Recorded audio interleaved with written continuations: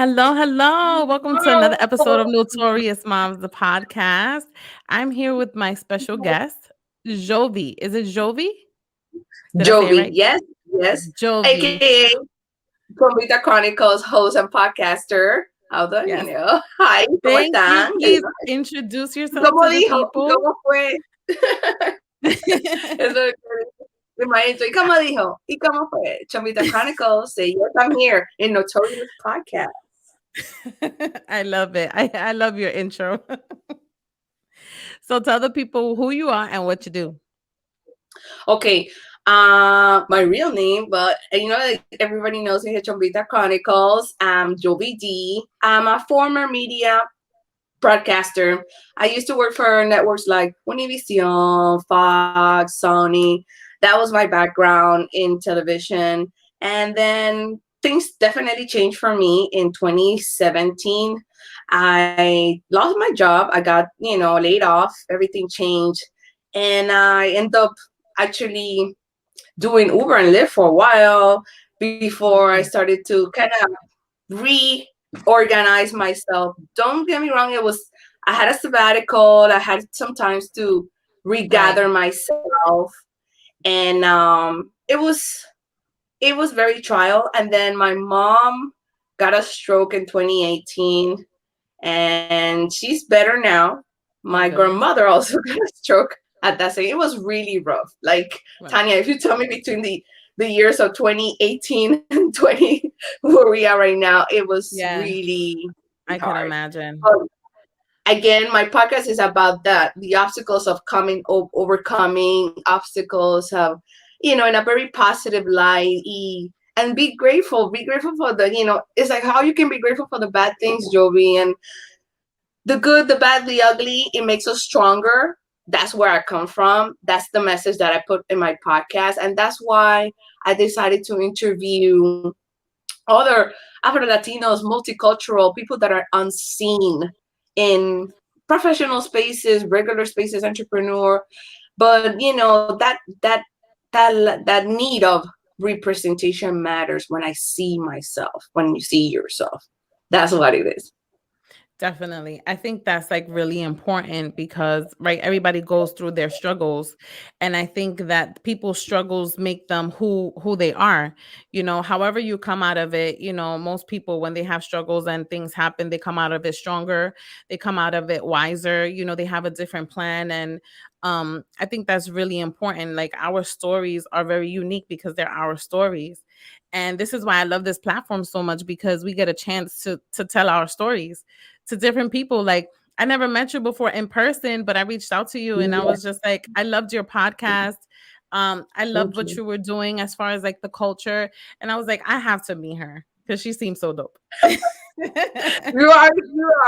The vibes are here. The vibes are here. Definitely. I'm so excited. I'm so happy that definitely you invite me to come over and check it out. And I'm like, okay, cool. Yeah, let's do this. Yeah, so my podcast, like it's called Notorious Moms because I'm a mama. I have two children, but I kind of I like to touch on topics that involve just like a little bit of everything. I talk about moms, I talk about women, I talk about culture, I talk about music, I talk about a little bit of everything because I feel like our everyday lives are just not one topic. As you Yes. go through the days, it's like it's evolving all the time. So you talk about different things. One thing I do want to talk about today, and that's kind of what our topic is about, you know, growing up in a Latin culture and how we as women, our parents or the people that we lived with or raised us, Yes. Yes. didn't talk about a lot of topics at home and how that affected us or, molded us as adults. So Yes. I come from a Puerto Rican household.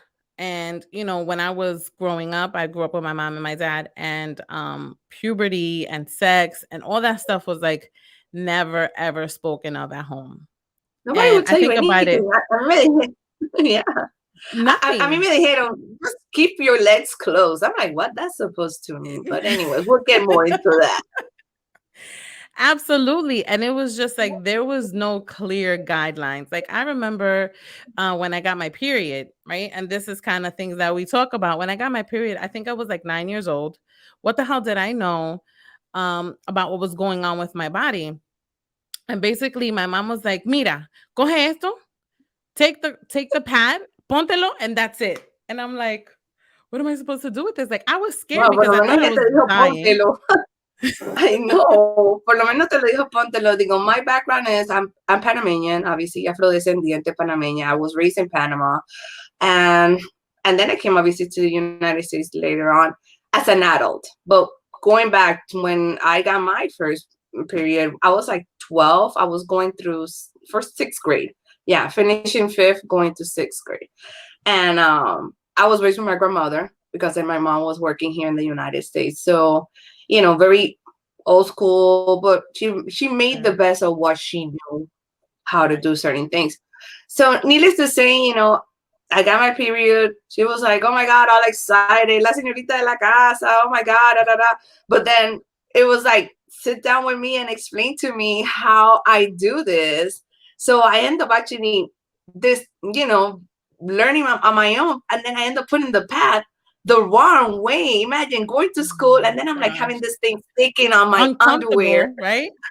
I And I was know. like, what is this? And like something kind of like, okay, aha moment. Let me maybe turn it around and Change maybe it. that works finally. And I was like, but thank God I had really good friends and their mothers were teachers. Well, one of them was a teacher and another one was a social worker. So then Okay. I kind of was hearing more of the understanding of my body, the right names for my body parts. And I Yes. was like, okay, that helped a lot. Yeah, because That that's really kind of helped like a lot. another thing. Like I didn't know, like I don't remember knowing like, naming our body parts the right name. Like I have a daughter, she's 2, and we kind of like she's talking a lot. So like I'll get in the shower and like I told her like she'll look at my breast and I'm like this is a nipple, this is your vagina and she says gina, gina and I'm like yes, because I feel like it's really important to let them know from little like this is your Yes, body, treasure your body, but these are the right things to call it. You don't want to call it your popola or your cookie or anything like that because I feel like in my opinion it's just silly. it is. It really is. Give them the right name, give them the agency of owning their body and that they are the only one. I also have to really come through and be transparent with you. I was molested when I was 6 years old. I was molested when I was a kid. So that agency of protection of your body that nobody's supposed to be touching it, you're not Right. supposed to be doing certain things, it really, really protects you because then Yes. you have give the kid. I am the advocate of when you tell your kids if they do want to hug somebody, if they want to kiss somebody, if they want to let themselves be touched by anybody else, I'm very, very adamant about that. Like protect, let them have empower of their space and their body. Yes, I agree with that. I'm totally like for that because you have to protect yourself, right? Especially, as you get older, these are the things that, we should teach our children, boys and girls. Cuz Boys and things girls, yes. things happen to boys and girls too. It's like, as we get older, I feel like, our parents and everybody or whoever we're being raised by. Sometimes we get busy. I know that I'm a busy mom, but I always try to stay Yes. on track, with my kids. Like I also have a 17-year-old son Oh and wow. we kind of spend a lot of time like talking about that. And I remember like letting him know like this is this and we talked about the birds and the bees even though it was like really uncomfortable for me, talking But to do my you son about remember, sex. Tanya, that it was also a very long conversation? Like, Yes. like I'm sure that you spoke to him when he was like 7 or 8, and then you Yeah, I spoke kept to that him when he conversation was came back young. again. It did. And Yeah. you know what brought that conversation up actually? I think he was about like 9 years old and I didn't have, sucky for me. I didn't have parental controls on the computer On the and devices. he was watching like porn, and it came to my attention because my mom saw it, and I was just like, "Oh." I was really caught off guard, and I was like, "Okay, so now we have to sit and have this conversation about how this is okay. This is not age appropriate for you right now, but there's nothing wrong with sex. There's nothing wrong with being touched. There's nothing wrong with kissing. Um, Yes. it just comes at the appropriate ages." My parents never spoke to me about any of that, and I ended up learning in school and by my friends, which was not really very helpful. I learned a lot of wrong things, I feel. Oh my goodness. Where can we start? It's just like, well, being raised in Latin America already for itself, that you get really, especially, I'm not saying that boys dumb, but girls is just very, hostile, very tense, very, Yeah. they see you grown, and it's like people are looking at you differently and harass. It's just Right. harassment. It's not flirtatious. It's not. And going through that position of navigating, and then by the time that you realize that boys, you like boys or girls, that Mhm. that attraction that you feel for the opposite sex, or whatever your definition Or may whatever. that be, Right. that you get into that oddness of feeling uncomfortable, and then you're not explain why you're feeling this way, or why your hormones and your body's reacting this way, but that is natural. And then on top of it, I don't know, Tanya, that the layer of I was also raised Catholic, and then that has another parameters and Yeah. definitions of life and creation and sexuality and everything else that comes with that. And it's just like, wow, help. How you define that? Like, That's funny how because I I am was also going, raised Catholic too. yeah, and So then funny. into, yeah, for a sense that where you were told like, oh, this is a sin, or this is not understood, but why? What is the explanation? Thank God I was always very curious, and I always took answers very lightly, and I was like, Yes. okay, I'm gonna fight for myself. I'm gonna do it. I'm gonna figure this out. And thank God, I really like to read, and I God knows that I delve because of that in my 20s on a bunch of self-help books and explaining Mhm. the whole dynamic. I'm like, I had a village, my grandmother, my aunt, my mom, and my uncles, but then at the same token is that they come from also a history of they were not explained. It was like you're a kid and then suddenly you're an adult and figure it out. Yeah. That's pretty much, that's how that came about. Exactly. Because it's just like, how do you teach if you weren't taught? My Exactly. parents weren't taught any of that either, and it was just like growing up. It's kind of like, the blind leading the blinds, because you're kind of just like going through life and just figuring it out basically. And that whole the Catholic thing, that kind of like struck a nerve with me too, because it's like I was also raised Catholic, and a lot of things were just like es un pecado. Tú no puedes Oh, hacer exacto. eso because eso es un pecado. It's a sin. It's a Tienes que mortal sin. And I'm confesarte. like, yeah, I really had to do that too. I did that. I thought that was so weird, and like, no shade to the religion, the Catholic No. religion, but I really felt like I felt uncomfortable doing that, because why am I sitting here telling you everything bad that I've done? Like, what are you gonna what are you gonna do for me? Like, and it was really never explained. Yeah. I found it It's so like, hard.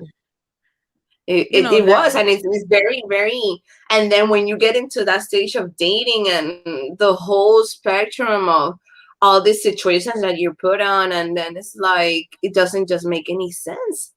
And that was for me. I'm spiritual. I believe in God and yeah. everything else, and whatever you believe in and you're comfortable with. But you had to, as I said, life takes you to a journey to define what you want to do. What do you believe? What is your calling, and what you feel? What feeds your soul. That's where I Right. kind of like, Like, I and I'm like, agree. I definitely like the formation. I really do. It helped me have a perspective, and then I take it from there. I make my own conclusions, my own what is comfortable for me.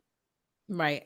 And I did that the same too. Like my parents were they're still very Catholic, and I never finished, like I did my communion, I never did my confirmation because at that time I was I already did. like too old.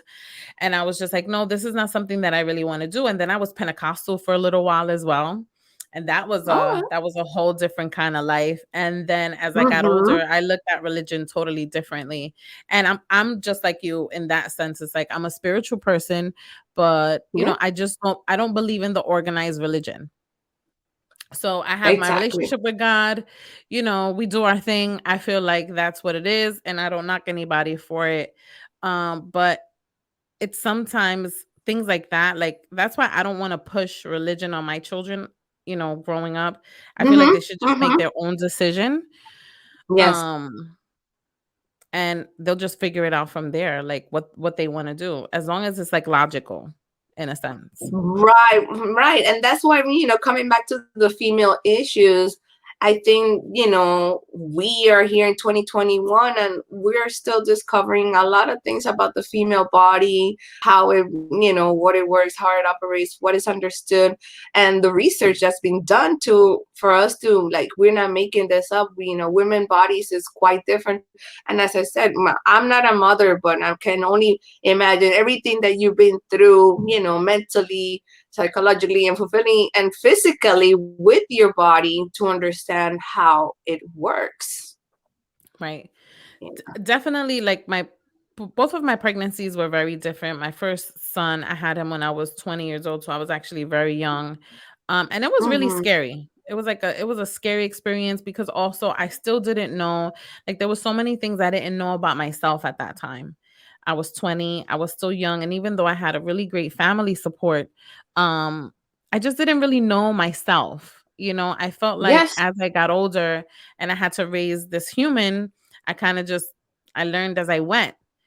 But then this pregnancy with my daughter, she's 2, it was a totally different experience. And I felt like my body went through so much more trauma this time around Wow. because I was older.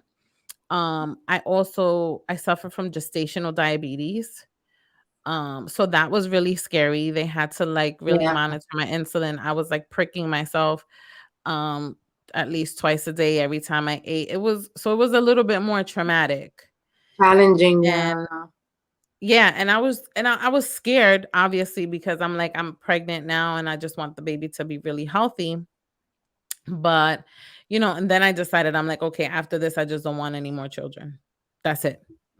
But I'm like imagine, oh my God, it's like, but your mom, a 17-year-old and a 2-year-old. That's like a huge, you know.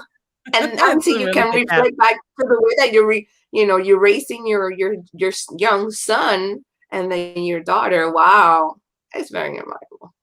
Yeah, and I try to tell him too, like we have these conversations as well because I feel like we're just at a stage. You're a teenager. He's gonna be going to college soon, and it's just like girls Oof. and sex and just life. And now we have to think about like pregnancy, right? Because these are just all Responsibility, these things, right? accountability, Responsibilities, accountability. What kind of parent do you want to be when, or if you want to be a parent, or if you don't want to be a parent, at you all. know, Yeah. right, because some people just don't want to be parents, some people can't. A lot of people have different situations. Um, but one thing I always try to do is try to talk to him about like how he feels about himself, how he feels about his body, Yes. if things are changing, like what's going on, even though he thinks I'm weird for that, right? Because I'm like a mom. But yeah, like, if girls and, if we all go through confidence and self-esteem, and that is something that I'm like, just please just hammer, keep on that conversation to, that he feels good about himself and who he is, for Because it's really sure. important. I my It parents is. never talked to me. That was another thing that they really didn't speak to me about, like having like self-confidence and like self-worth and, kind of just being me. I feel like in some points, and I love my parents very much, but I felt like they always kind of wanted to put me like in this box. And I think that happens to a lot of people. It's like, oh, you're supposed to do this and you're supposed to do this. And, this is how it's supposed to be. And then when you kind of like veer off a little bit, it's like, wait a second. Now you're like the black sheep. I've been there too. It's like I would say I was goody two shoes. I'm an only child, so basically I had to really figure out a lot of things on my own. I fend for myself because I didn't have a backup brother or sister to look Right. out. So, but yeah, but I did. I had to really, speak for myself. And till about 17, 18, I was really that obedient child. But then I really rebelled because when I really wanted to decide what I wanted to study, I was not being heard by my parents, because they were like, you know, knowing that this is what works for us, so this should be working for you. And kind of like when you decide to, like, I'm going to think outside of the box, I'm going to do something different, they, they're not receptive because Right. your family is like, well, this is what we're doing, so you should be doing that too. And then when you see something different, they're like, it doesn't make sense. But it did, obviously. At the end, I was, I came back to my senses, because that's where you kind of develop your personality, Right. by the time that you becoming that young adult and defining who you are. Even though at 20, when I look back at 20, I'm like, we didn't know anything. We Yeah. really did.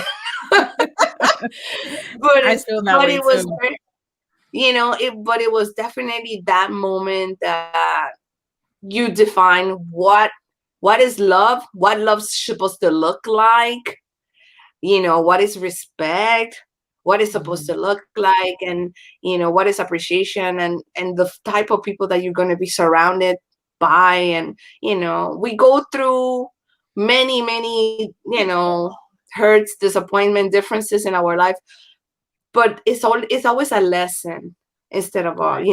a frustration or regret. That's where you have to tell the difference.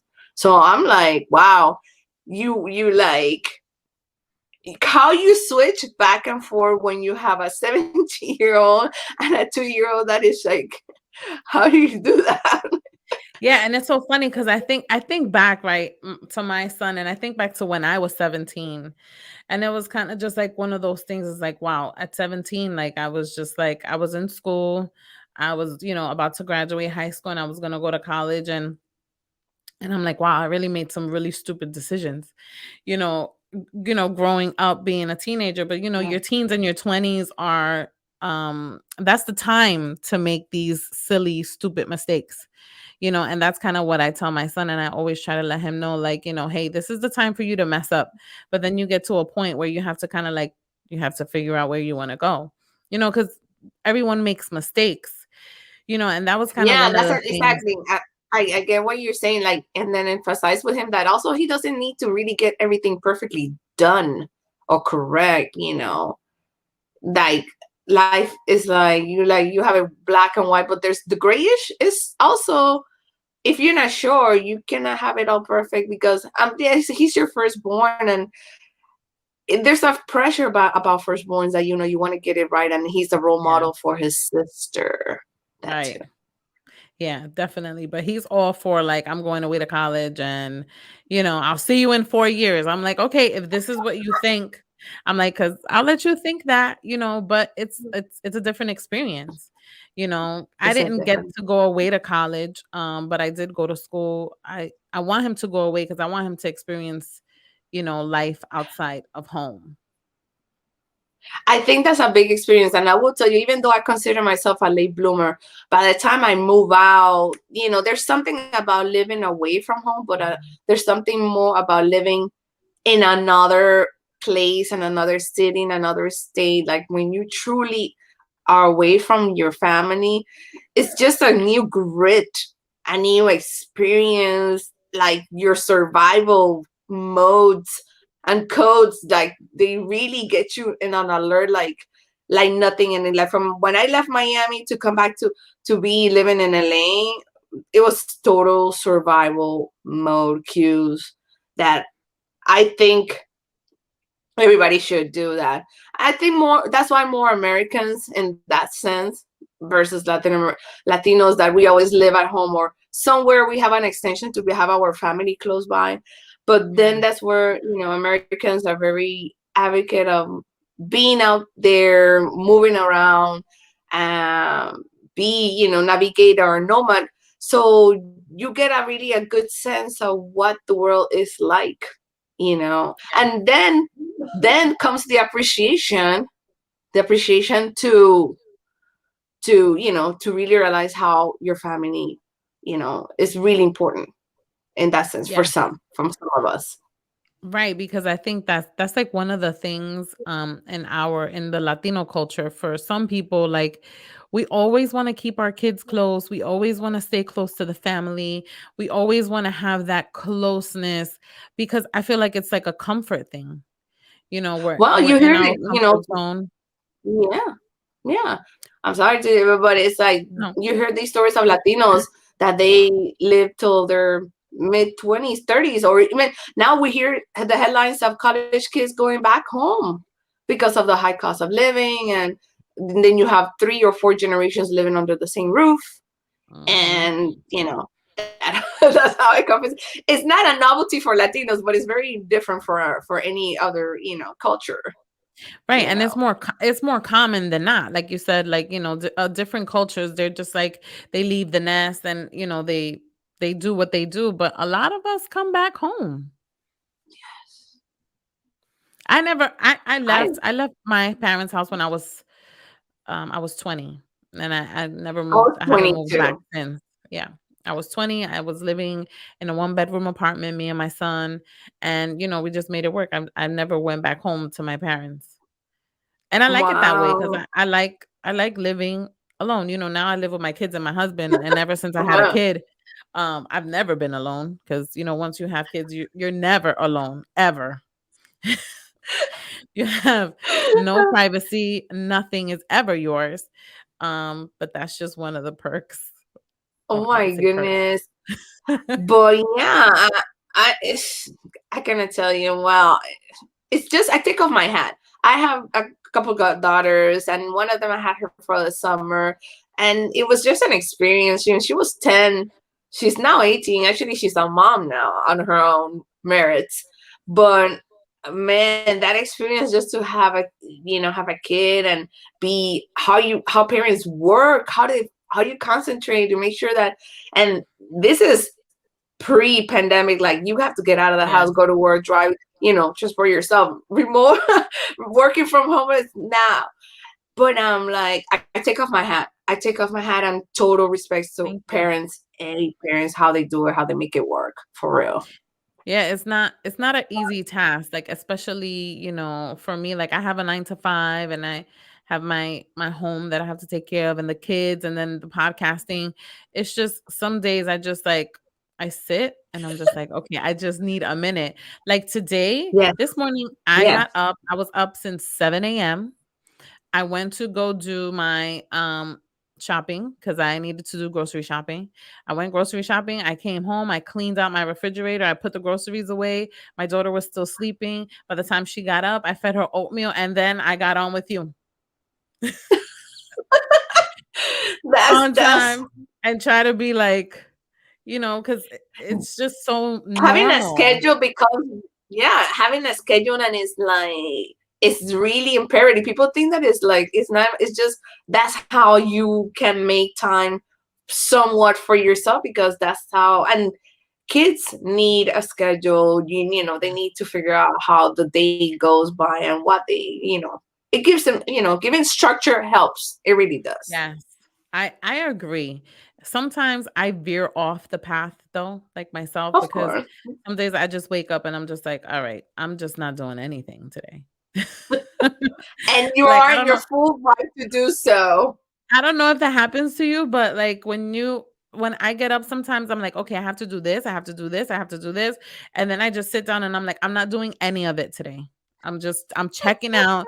I'm gonna drink my coffee. I'm gonna watch my Netflix show that I need to catch up on. And that is it. That I'm done for the Oh day. yeah. Oh, no, es que you have to make it a rule. Hay un día Sí, que no quieres hacer nada. You're like, I exactly. am mentally out. I'm gonna do something for me, for Right. me, for my entertainment, for my relaxing, for everything. I get you, and that's why that my transition between also being a corporate employee, having that structure that I needed to show up, and then transition into entrepreneurship, or it's been exciting. I love podcasting. I really do. It's been around for a while, and I love the fact Mhm. that now it has definitely have more of an outlet and media and just space for us. Like I like to do that experience, and but at the same token, venturing on your own. Remember, it's like my pattern for me is like I always been working for somebody else, get a paycheck, and then do go home and do the other things. But then now that initiative that I have to create, which I love it because it really brought my mind to a place that I was like, wow, discover from being so analytical or so predictable. So like I'm going to come up with these ideas, and this is the way that I want to put the show. And Right. every time that I speak to somebody, they bring also new information and very important things to say, and all these stories that I'm sharing with them is just enlightenment, because it also verifies that again I was not the only one feeling the way that I was feeling in microaggressions or certain things that were not going my way. But then again, I was able to navigate and understand better what I was going through. So Right. that's what I like of this process. Yeah. Yeah, I think the pandemic, honestly, you know, we're still in the pandemic and it Oh, was like it's been horrible for a lot of people, but I think for other people it really kind of like lit a fire under them. And this is why everyone has become like entrepreneurs, and because we can do it. You just need to have the structure and just execute the plan. You know, oh figure out what yes, you want to do it and get do it it. started. Yeah, do it. And that's what I was like. Listen, if you listen to my first episode, it was not the greatest, but I started. It just Yeah. gave me that point of get it going. Get it going. Right. It's not gonna come out perfect, and don't get caught up in the perfectionism of doing things. Just get it going. You will improve with time. I've been doing podcasting now for 4 years, and you Wow. get better ideas. We have better tools. This is the best time also to be now, the accessibility of so many tools, so nothing is stopping you. It really Right. is disposition, wanting Right. to, and giving also yourself a little bit of patience.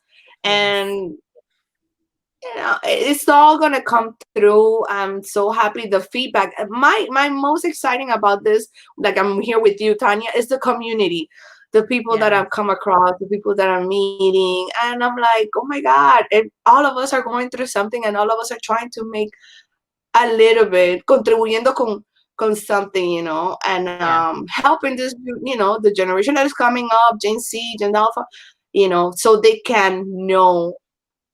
For me has been a renaissance. I think, talking about the pandemic, I'm actually in a post pandemic fatigue. So I Yeah. decided to have therapy. I needed it. It was like when I was in 2020, I was fine, but somewhere along the way, you get like this moment, and I needed to sit down and speak to somebody. And mental health is Yeah. very big for me, definitely. Yes. And it's very important. And I think mental health, like that is a big thing. I think it's always been a thing, but I feel like now it's been so much light shed on it. I think yesterday was like International Men's Health Day. And, Yes, I put a post up about like the suicide rates in men and like mental yeah, health and how these things are really not talked about. But I think that this is also a great platform and for people to kind of like listen because everyone has a story. And this is why I yeah. love the platform because everybody has, like you said, everybody contributes a little bit of this, a little bit of that. And that's important. Self-care, mental health, taking care of oneself because sometimes we just get lost in the sauce. And it's great that you recognize that and figured it out like, hey, I need this because sometimes you do. You just need it. Well, when I told you earlier on, like it's been like the side effect of what I went through, like in Right. that span of time that I was not able to digest everything that I was happening to me in the Right. prior years between 2018 and 2000. So it's like it was long overdue, and then it finally, it felt like okay. Every now and again, as human beings, we need a tune up, as just as our cars and the oil Mhm. change. Your mind needs a tune up and an adjustment. And the good thing is that we no longer feel shame or embarrassed and saying I'm talking to a therapist or I'm seeking for help, I'm speaking to somebody, I'm voicing how I feel, or if it's okay, the anxiety or the depression, is Mhm. this normal, am I going to Right. get out of it? And there is hope, there's definitely hope. And just I'm so involved in that process because it definitely has helped me. But I definitely know that in on and all, the pandemic has set, like you said, a fire and interest difference for everybody in some kind of way. It reignited a purpose, hopefully for Yes. everyone. We hear about the great resignation. People are like, I'm going to change my job. Oh I'm my going to change gosh. my career. I'm going to change everything. you Yeah. know? Because I mean, sometimes, like I worked in corporate too for a long time, and the corporate world is really stressful, and that's a whole conversation in itself. But sometimes just breaking away from corporate is actually really difficult. And even though the pandemic had so many downsides and there was so much tragedy and so much trauma, it did have an upside for some people that kind of like make things better for them. So, They do. thanks to the pandemic, but no thanks to the pandemic, but we're still in it. And that's why we try to be safe. And I know I'm still wearing my masks. I don't know Oh about yeah, this anybody is else, gonna but be out there for a while. This is gonna mhm, go on for a good little while. Um, it's all about safety. I wear my mask too. It just is like, I don't know about you, but it's just the mental preparedness of where I'm going, how long I'm gonna go there, how long it's gonna yeah, take me to get there, agreed. and it's that mental preparation to do something and get it done. um, but yeah, for the safety of all, I'll continue wearing my mask. I'm vaccinated. I'm doing, what is working for me, and Right. then what is working for you. Right. And that's what everyone has to do. You have to kind of like do what works for you. And on that note, that's where we will leave it. Yovi, please let everyone know where they could find you. Leave all your tags, your Oh hashtags my and God, everything. oh my God, I love your show. I Thank like it. you. I really do. And well, you can find me always on Instagram. I'm always very active on Instagram. And that's how I met Tanya, Notorious, and really great people. And now, I'm here. So I'm also on Facebook. I'm doing a little bit of TikTok here and there. But Okay. definitely, you can find my links. You can find my podcast on Spotify and wherever you listen to your podcasts. Yes. So yeah, and if you have a story, you're Afro Latino, multicultural. I mean, when somebody that you think that they may not be Latino, for example, somebody that I have in my podcast coming up, he is Latino, Chinese, Nicaragüense. You see, so it's a Right. correlation of different layers, but they have a lot to understand about their experience as part of the culture. So, and definitely, this was exciting. I love it. Thank you so much for coming and thank you for taking the time out. And I will speak to you very soon. Enjoy the rest of Awesome. your day. You too. Bye bye. Bye.